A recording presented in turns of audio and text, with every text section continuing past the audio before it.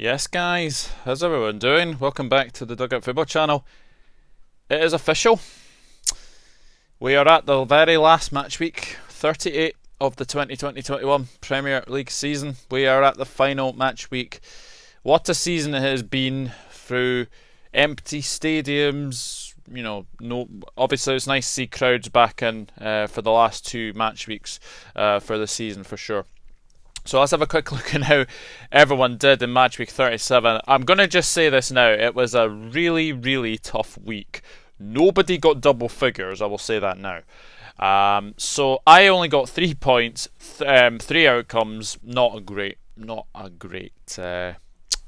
week for me. Top scorer in the comments was Chris Welsh, and Chris Welsh managed to get 9 points. So very, very well done, Chris. In fact, most of the scores averaged between 5s, 6s, 4s. I think there were a couple of 2s in there as well. So it wasn't a good week for everybody, but we move on to match week 38. And now, well, there's always some very, very strange results on match week 38. There always has been. So, do I think there'll be any strange results in this one? Well, we'll see what happens. So, the first game to preview and predict is Arsenal against Brighton. The last 5 meetings in the Premier League have resulted in 2 wins to Brighton, 2 draws, and 1 win to Arsenal. The last result was a 2-1 win to Brighton. Arsenal, a very good win against Crystal Palace, signing off their away form with a win. It was a very good performance, and Pepe, look, I think people have to say that, Pepe has had his critics, but he's actually come into his own this, since January onwards. He's actually had a pretty good season, so maybe next season we will see, the best of Pepe. But you are expected to see the best of Pepe when you spend £72 million on him. But it's a good run for Arsenal, and I quite like their new away kit. Honestly, I think Adidas have done a fantastic job on that account. So I think that's a great away kit as well. Brighton. Well. Brighton finally beat Manchester City in the Premier League by 3-2. Cracking comeback as well. I believe Pascal Gross has got more assists than Kai Havertz, Mohamed Salah, and there's another couple of players as well. But you have to say, Brighton has a great comeback. Yes, I know Manchester City were down to 10 men through a red card for Cancelo, but it was a fantastic comeback, and great goals as well. And it's lovely to see Brighton win at home, against Manchester City, against one of the top 6 for sure. So this game, obviously Arsenal are at home, they'll have their fans behind them. I'm going to go for a 2-1 win for Arsenal in this one, and I think Arsenal will get out the season. And the only thing that they can get now is Europa Conference League. They can't get into the Europa League, so yeah, Europa Conference League is what is what they will have to deal with if obviously they do win.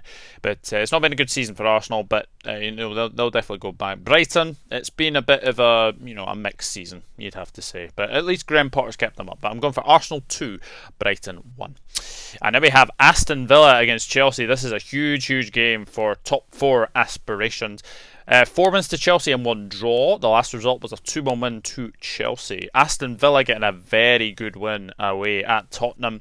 Ollie Watkins getting the goal, and an absolute, I think, to say the least. I remember the OG that John Arnorisa scored many years ago at St Mary's, where he slices it and it goes into the top corner. This one, ball comes into Reguilon and he just slices at it. It was a terrible own goal. But to Aston Villa's credit, they were fantastic. John McGinn again. John McGinn is going to be some important player for Scotland this summer. He really is. I'm really looking forward to seeing what he can do in the Scotland team. He's just been fantastic for both clubs and country, you'd have to say. But a great win for Aston Villa. It looks like, unfortunately, they're not going to be able to finish top half. But if you'd asked Dean Smith for a better season, I think anything would have been successful. Yes, I know they were challenging for European places, and yes, the form did dip. But what you can say, it's been a much, much better season for Aston Villa, you'd have to say. Chelsea, 2-1 win over Leicester, moves them up to 3rd place as well. But the job is not done, as Thomas Tuchel has said. You know what? Chelsea was a good performance against Leicester. Rudiger getting a goal is a bit of a rarity, you'd have to say, as well. Mason Mount has been named Chelsea's Player of the Year as well. Great to see as well. Chelsea, they've got a Champions League final to come up, so it'll be interesting to see what kind of team selection that Tuchel will play in this game. I think he will probably play a strong team, knowing that the Champions League final is next weekend. But we will see. We will see what happens. But as I said, there is always a very, very weird result on the final day of the season. I think this might be it. I'm going to say Aston Villa will beat Chelsea by 2-1. I'm going to go for a Villa win at home to Chelsea. Villa 2, Chelsea 1. That could be significant as well. And then we have Fulham against Newcastle. The last 5 meetings in the Premier League have resulted in 2 wins to Newcastle, 2 draws and 1 win to Fulham. The last result was a 4-0 win to Newcastle United. Fulham getting a very good 1-1 draw at Old Trafford against Manchester United in front of some fans at Old Trafford. And I have to say, Fulham did play very, very well. Carvalho, the youngster, he looks a bright prospect. Looks really, really good. I have to say, I think Scott Parker will do a good job to get Fulham back up. I think if he gets the players in that he needs, I think Fulham will be okay. They haven't scored enough goals. That's been their problem this season, is that not enough goals. But what you can say is I think that they have been they have been a good side to watch. They have been a very good side to watch, and wins at Anfield as well. That they don't come around very often for Fulham. So very, very good for Fulham, and they will be looking to get back into the Premier League next season. Newcastle United, very good win, 1-0 over Sheffield United. Joe Willock yet again. I mean, if Joe Willock had signed in the summer, imagine how many goals he would have scored. He just seems to be Newcastle's main man right now, and obviously this is his last game as well. But if Newcastle win this, they could go level on points with Wolves. Now, I know Steve Bruce has had a lot of critics this season, but you have to say that the last few months of this season, Newcastle have been fantastic. And it remains to be seen whether Steve Bruce stays on, of course, because there has been a lot of talk about his future. But I'm going to go for Newcastle United to seal the season off with a win. Fulham 0, Newcastle United 2. I think Newcastle United will win this one. And now we have Leeds United against West Brom. Battle of the 2 promoted clubs. And there has been 3 meetings in the Premier League era. 2 wins to Leeds and 1 draw. The last result was a 0-0 draw between the sides. Leeds United, fantastic season. Absolutely fantastic season. To get top half finish is incredible. Absolutely incredible. And they could still get into Europe as well. I know they're sitting 10th right now, but absolutely fantastic season for Leeds United. And I think, I don't think they're going to get Europe, but it has been a very good season for Leeds United. A very good win over Southampton. I don't think anyone expected them to go to St Mary's and win, but there you go. Patrick Bamford has been very, very good, and Tyler Roberts, good to see him get on the score sheet. And also good to see Kiko Casilla potentially on his final appearance for Leeds United get a clean sheet as well.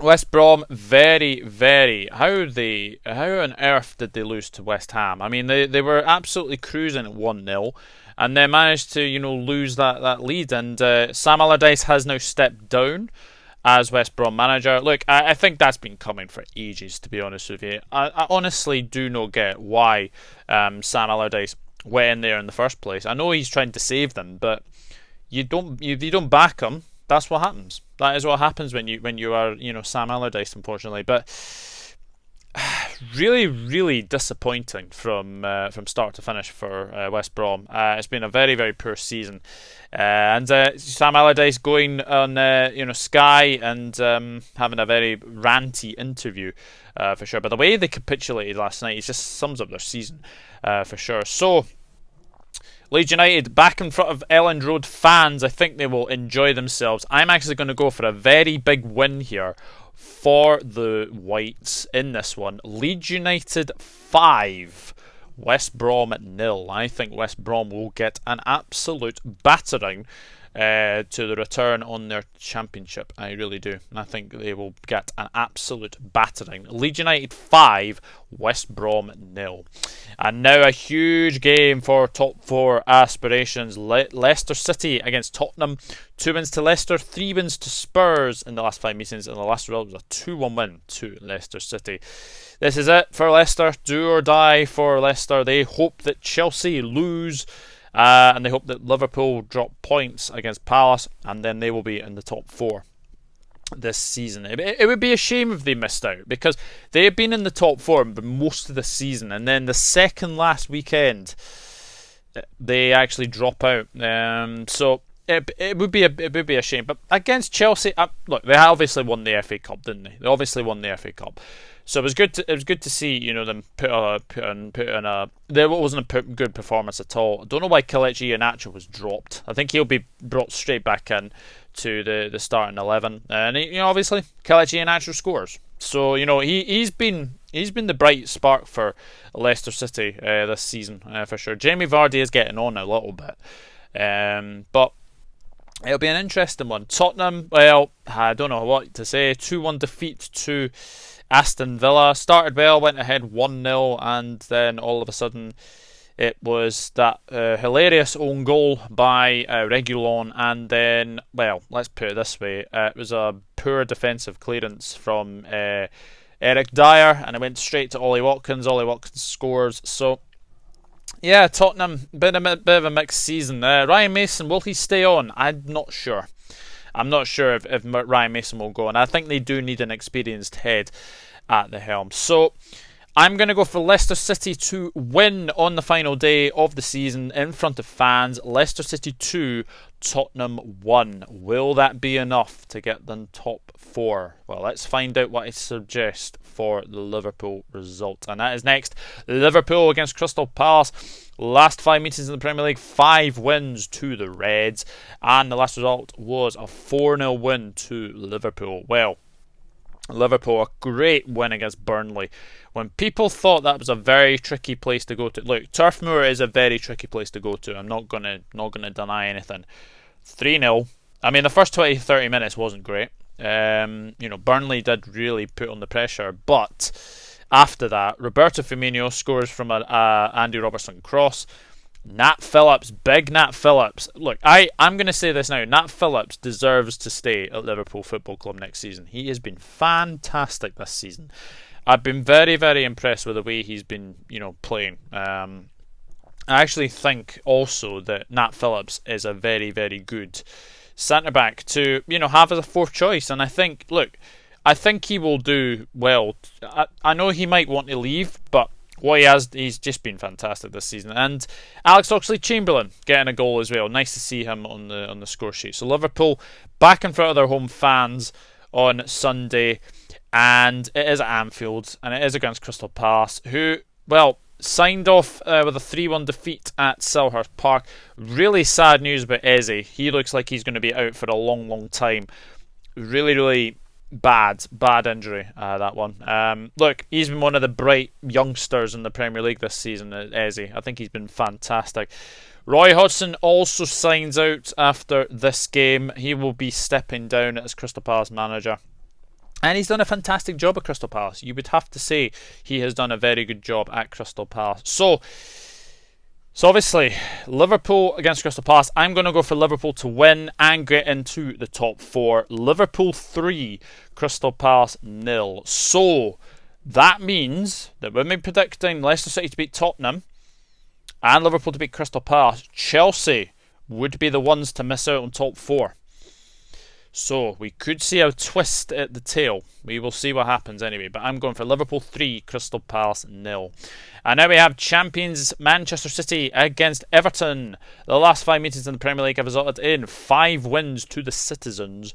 The last result was a 2-1 win to Manchester City. Manchester City, well, they hit the self-destruct button against Brighton.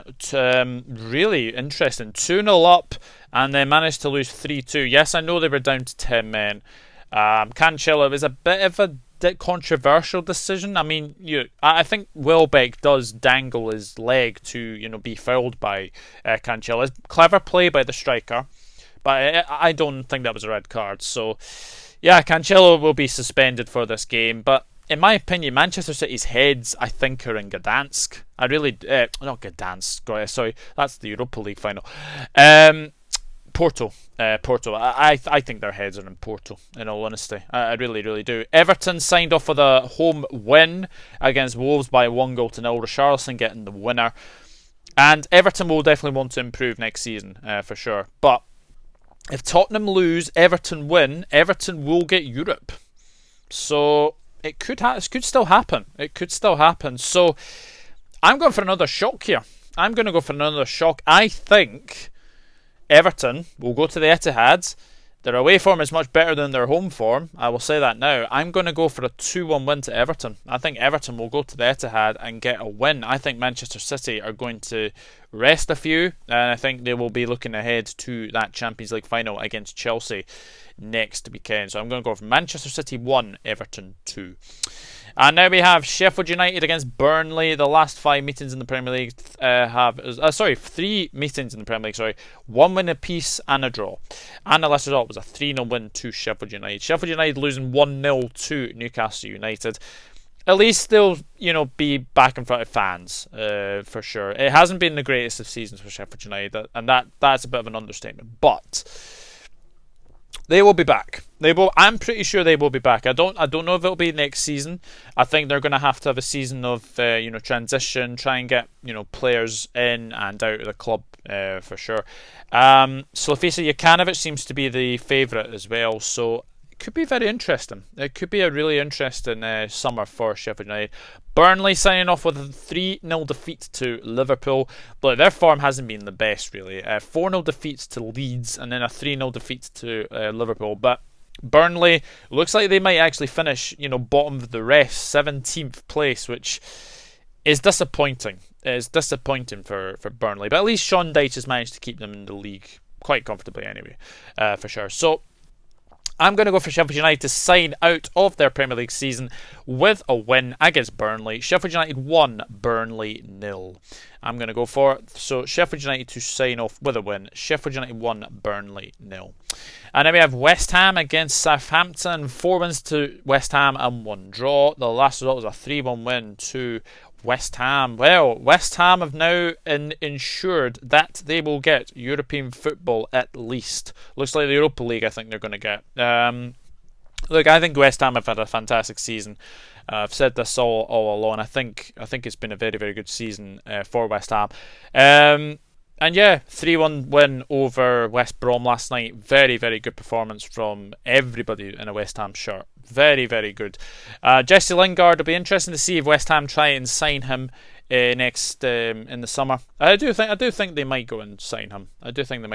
Might have a swap deal potentially between Declan Rice and Jesse Lingard, but we shall see what happens for this one. But West Ham back in front of their own fans at the London Stadium. And they have a Southampton side who signed off with a 2-0 defeat to Leeds United. So, yeah, been a bit of a roller coaster season for Southampton fans, you'd have to say. Ryan Bertrand will be playing his last game, of course. He is going to be leaving the club at the end of the season as well. Might we see the last game of Danny Ings as well? There's been a lot of rumours about Danny Ings as well. To West Ham, in fact. West Ham have been one of the teams that have been linked with Danny Ings. So we will see what happens with that one. But I'm going to go for West Ham to sign off with a victory. West Ham 2, Southampton 0.